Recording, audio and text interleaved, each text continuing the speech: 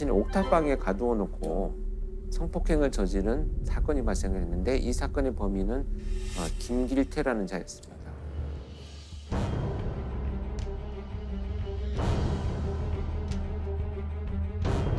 김 씨가 지난 2001년 5월 길 가던 30대 여성을 납치해 열흘 동안 감금하고 성폭행한 곳이 바로 이곳 옥탑방입니다. 김 씨는 외출할 때 피해자의 손발을 묶고 입을 테이프로 막아 밖에서 문을 걸어 잠그기도 했습니다. 자신의 거처를 여러 차례에 걸친 성폭행 범죄의 거점으로 이용한 겁니다. 어부 사건이 선박이라고 하는 장소를 이용을 했다라고 하면 김길태 사건에서는 자신의 옥탑방을 이용했다라고 하는 이 장소적 특성을 우리가 이제 공통점으로 볼 수가 있겠습니다. 근데 피해자가 거기 열흘 동안 이제 감금이 되어 있으면서 김길태가 술에 취해서 잠이 든 사이에 몰래 빠져나와서 경찰에 신고를 해서 체포가 됩니다.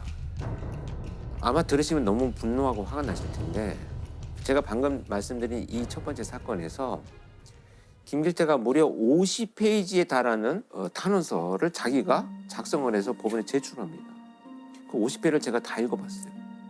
일관된 게 뭐냐면 피해자가 유혹의 눈빛을 보낸 것이 계기가 되어가지고 합의된 성관계다를 주장을 하는 납치해온 것은 맞다. 그런데 그 다음에는 대화가 잘 되면서 내가 풀어줬고 또 담배를 피러 가기도 하고 내가 잠깐 전화를 걸고 나가기도 했는데 창문만 열면 도망갈 수 있었는데 피해자가 그냥 있었기 때문에 나하고 사귀고 같이 살려는 마음이 있었던 것이다를 주장한 게 50페이지예요.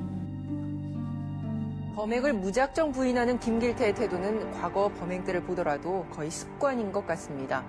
인정하십니까? 저는 라면 끓여 먹을 밖에 없는데요. 예? 라면밖에 안 끓여 먹는데요. 지난 2001년 주부 납치 성폭행 사건 재판에서는 증거가 나와도 억울하다고 버티는 바람에 성폭행 범행에서는 거의 하지 않는 현장 검증까지 하게 만들었습니다. 덕이 성폭행이 아니라 여성과 동거한 것이라고 주장해 결국 피해 여성은 법정에까지 서서 당시 상황을 증언해야 하는 고통을 겪었습니다. 김길태는 1심에서 징역 12년을 선고를 받습니다. 근데 2심에서 8년으로 감형이 됩니다. 항소심 재판부에서는 피해자가 성폭행을 당한 것 말고는 신체에 위해를 당한 것은 없다는 이유로 김 씨의 형량을 12년에서 8년으로 낮췄다. 예? 직접적인 상해를 가지 않았다.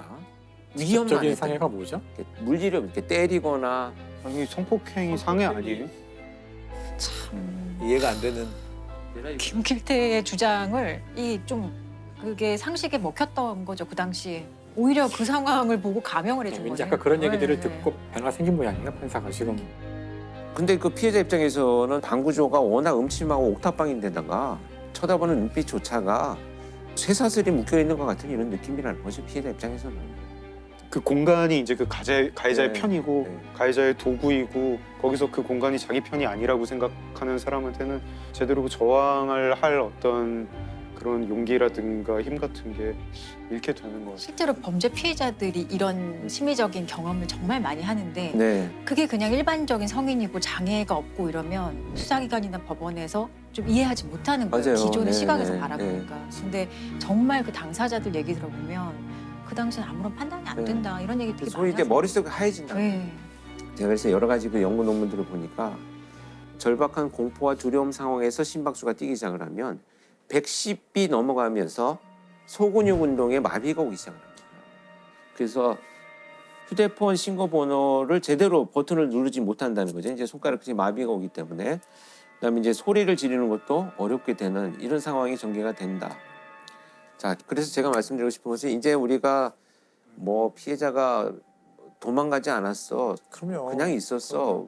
왜 저항하지 않고 고함치지 않았어. 이런 식의 평가들. 정말 우리가 잘못된 그동안의 평가였다는 것을 알 수 있는 피해자는 이것이 의무사항이 없어요. 피해자가 왜 의무사항이 당연한 말씀이죠. 아주 상식적인 얘기긴 하지만 범죄의 책임은 결국은 가해자한테 있는 겁니다. 그렇죠. 피해자의 상황을 저희가 쉽게 판단하는 것들을 좀 삼가해야 되지 않을까. 그렇죠. 맞습니다.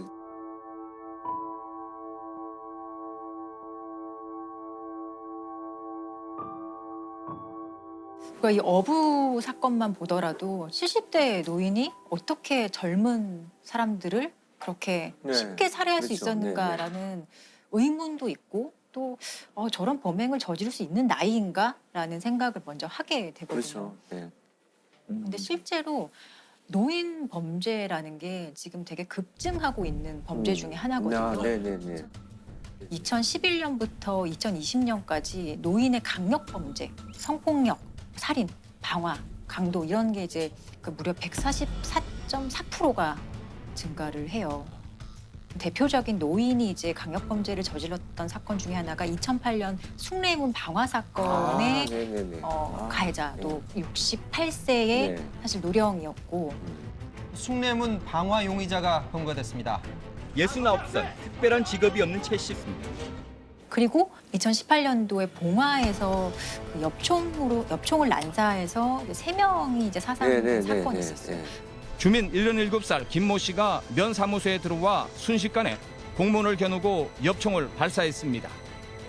이 노인 범죄라는 게 급증하고 있는 이 원인이 결국에는 노인이 많아졌기 때문이에요.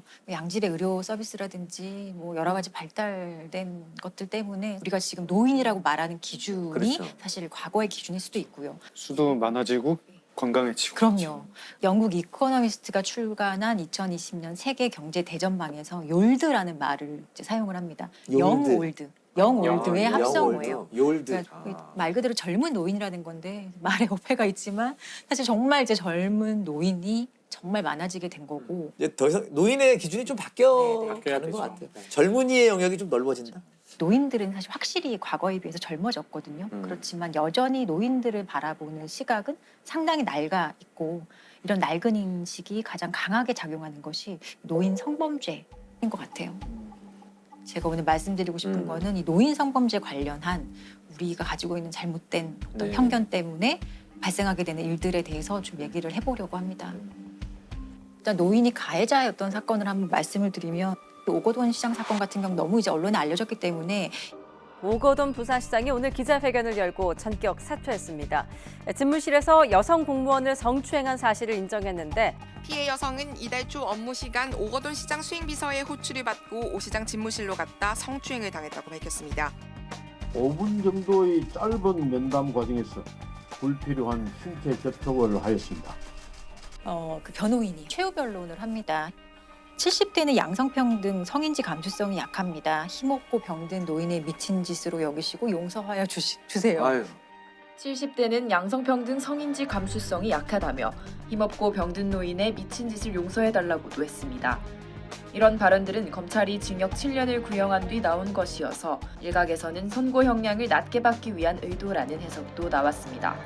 사실 이게 이 사건에서 특별하다고 저는 볼 수 없고 실제로 노인 성범죄 피고인들이 주로 사용하는 방법이에요. 근데 이게 사실 이런 식의 변론 방식이 비판을 받을 거라는 거를 변호인은 알고 있었을 그렇죠. 거거든요. 네. 그럼에도 불구하고 왜 이런 변론을 마지막으로 했을까? 그동안 먹혀왔다는 거죠. 감경의 사유로 상당히 작용이 됐다라고 평가를 했기 때문에 이 말을 했다고 생각을 해요. 그러니까 이 노인 성범죄 가해자들은 주로 이제 법정에서 자기가 얼마나 신체적으로, 정신적으로 취약하고 그리고 너무 내가 고령이기 때문에 이번 한 번은 좀 봐달라. 그런 온정적인 시각을 상당히 활용을 많이 하려는 경향이 있어요. 그리고 실제로 이 고령이라는 사유만으로 이제 감경이 됐던 사례 제가 2가지를 하나 말씀을 드릴게요. 체육교사였던 고령의 피고인이 있었는데 이 가해자가 볼링을 가르쳐 주겠다라고 하면서 중학생 2명을 강제 추행을 합니다. 신체를 만지는 방식으로. 그런데 1심, 2심 모두 강제 추행의 어떤 최저 기준인 1,000만 원, 벌금 1,000만 원만 선고를 받습니다. 양형의 이유를 보면 변화하는 시대에서 요구되는 성인지 감수성이 다소 부족한 상태에서 경솔한 행동을 자제하지 못하여 이 사건 범행을 저지른 것으로 보이는 점. 이건 아니죠. 이거는 명확하게 교사가 학생들을 강제 추행한 사건인데 성인지 감수성 얘기가 사실 나올 필요가 없는 판결인 거죠. 그렇죠. 노인이 아니었으면 어느 정도의 형량이 나와야 되는 건가요? 사실 이게 아이들이잖아요. 피해자들이 중학생이면은 일반 성폭력보다 더 강하게 처벌이 되기 때문에 요즘에는 사실 실형 선고가 거의 많이 되죠. 그리고 또 한 가지 사례는 놀이터에서 혼자 이제 그네 타고 있는 8살 여자아이를 유인해서 이제 강제 추행한 70대 노인이거든요. 근데 이 사건에서는 선처를 받습니다. 집행유예 판결을 선고한 그 재판부에서는요. 피고인이 범행을 자백하며 반성하는 점과 고령인 점 등을 감안해 권고형보다 적은 형을 선고한다. 그러니까 고령인 점이 상당히 감형의 요소로 작용을 했다는 거죠. 그런데 사건 발생 11개월 만에 또 7세 여자아이를 같은 방법으로 유인해서 또 강제추행을 합니다. 재범의 기회를 줬다고밖에 생각할 수 없는 상황이네요. 그러니까 노인이라는 점이 대전제가 되면 안 되는 것 같아요. 오히려 노인이라는 전제 때문에 그 범죄 질이 감형이 되는 거는 굉장히 좀 안 좋지 않아요? 그래서 이게 어떤 판결문을 쓰는 거에 있어서 사소한 것일 수도 있는데 그냥 맥락 없이 고령인 점 이런 문구가 들어온다면은 피해자가 있는 사건에서는 피해자는 이거를 이해할 수가 없어요. 당연한 말씀입니다. 그렇죠. 구형과 감형 같은 중요한 결정 앞에는 그것의 논리적 이유가 나와야 되는데 그러니까 사람을 죽였으니 뭐 사형을 한다 이렇게 이게 논리적인 이유가 나와야 되는데 나이가 많다는 것이 어떤 이런 결정적 판결의 논리적 이유는 아니라고 생각해요. 그러니까 노인이라도 사실은 그 사회적 지위, 경제적 지위, 정치적 지위가 젊은이들에 비하지 못할 정도로 상당히 높은 경우도 있잖아요. 나이라는 권력도 적극적으로 범행에 있어서 활용하고 또 노인이라는 어떤 일반인들의 온정적인 시각을 활용하는 경우도 되게 많아요. 그래서 이런 것들을 좀 잘 구분해서 피해자 입장에서는 좀 이해할 수 있는 그 양형 기준이라든지 양형의 사유, 양형의 설명이 좀 더 이해될 수 있을 정도로 나와야 돼요. 설득력이 있어야 되죠.